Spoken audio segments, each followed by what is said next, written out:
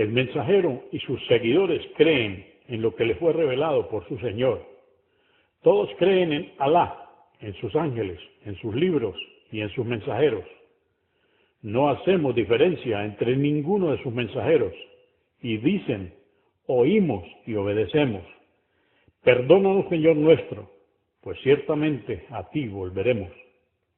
Estos versículos del Sagrado Corán son un claro testimonio del hecho de que, como uno de los fundamentos de su fe, cada musulmán tiene que creer no solo en el profeta Muhammad, sino también en todos los otros profetas y mensajeros, como veraces y honrados, y no debe hacer ninguna distinción entre ellos.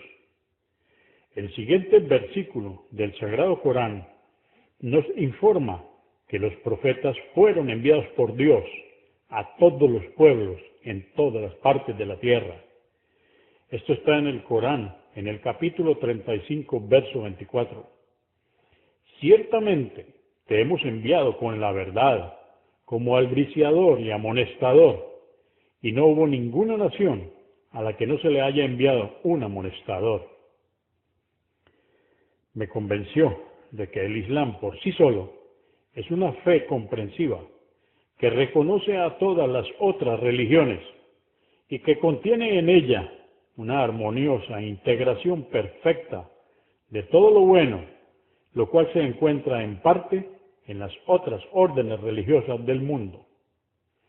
El libro sagrado del Islam, es decir, el Sagrado Corán, es la exposición final de la verdad divina. La limitación de la mente humana de las distintas eras ni siquiera permitía que un profeta como Jesús dijera la verdad completa. Jesús tuvo que partir con muchas cosas aún por decirle a su gente. Esto está mencionado en Juan, capítulo 16, verso 14. Jesús tuvo que decirle a su gente que esperara la venida del Espíritu de la verdad para que éste les revelara toda la verdad. Así lo encontramos en Juan, capítulo 16, verso 13. Me impresionó aún más el aspecto universal de la religión del Islam. Todas las respuestas del conferencista tenían una autoridad irrefutable y un argumento imbatible. Sentí un despertar por diferenciar entre la verdad genuina y los inventos de falsedad y conocer los muchos nuevos factores que hasta ahora había desconocido durante todos estos años, pero ya no sabía cómo reconciliar el alba del verdadero conocimiento de la verdad con mi ciega creencia dogmática, mi pertenencia a la fe cristiana. Quería encontrar alguna falla en el conferencista a la hora de responder satisfactoriamente una u otra pregunta, para así tener alguna excusa, aunque sea falsa, de mantener mi posición en la fe cristiana.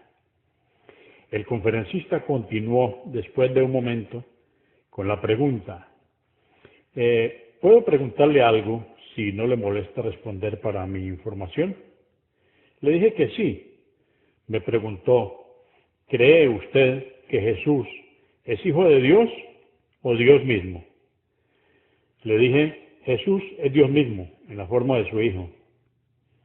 Me dijo, ¿puede concebir que alguien sea el Dios inmortal y al mismo tiempo ser un mortal, hombre, que cae en manos de otros mortales y sufre la tortura y la muerte?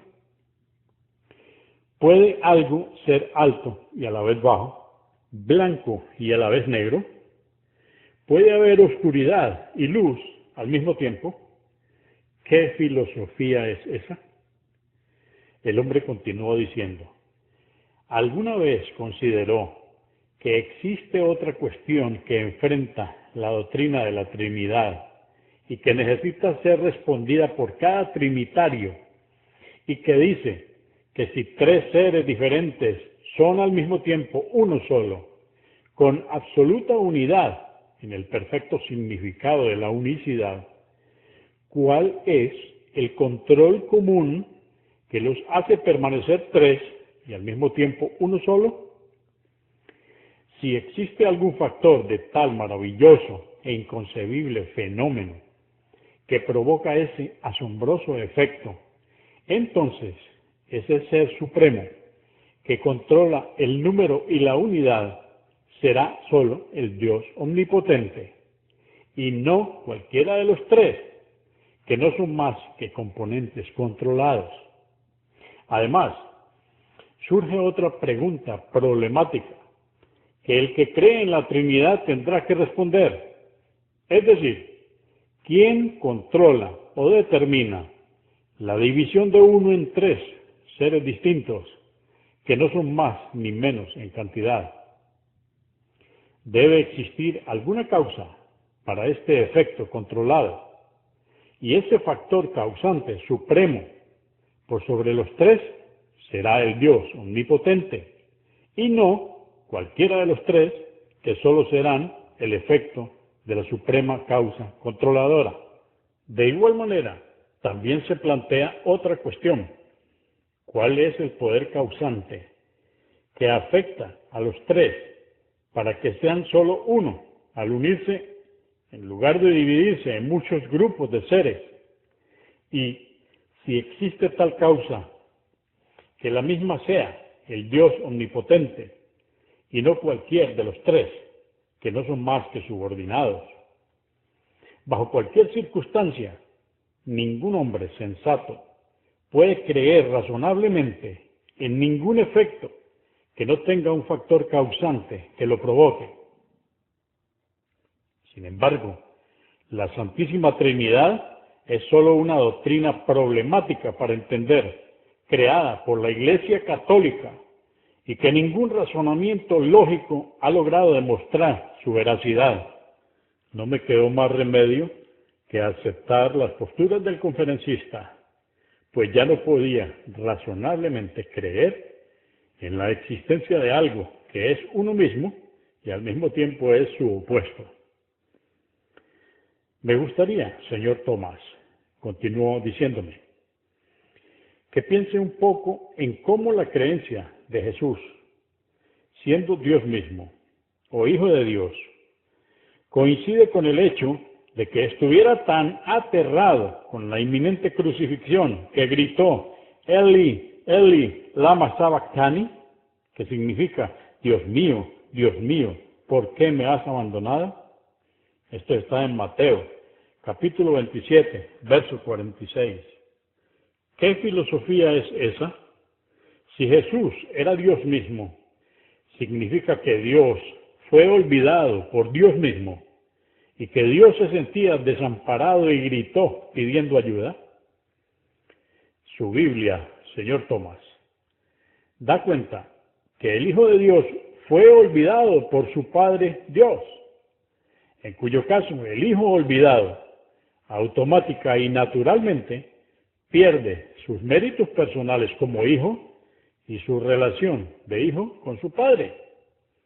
¿Qué dice al respecto? ¿De qué sirve el apego a un hijo olvidado? Dígame, señor Tomás. Me sentí abrumado y no sabía qué decir ni qué hacer con la fe que poseía como ferviente cristiano. Además, continuó explicando, ¿cree usted que Jesús es Dios cuando cae llorando, rogándole a otro que lo salve de la crucifixión? Le pregunté, bien, señor, ¿cómo reconcilia usted la violencia utilizada por el profeta del Islam con su carácter como profeta de Dios? La respuesta no tardó en llegar. Por favor, señor Tomás, mencione una sola instancia de la vida del noble profeta Muhammad que me demuestre que ha cometido alguna agresión, o una sola instancia en la que haya tomado la más mínima iniciativa de atacar un alma.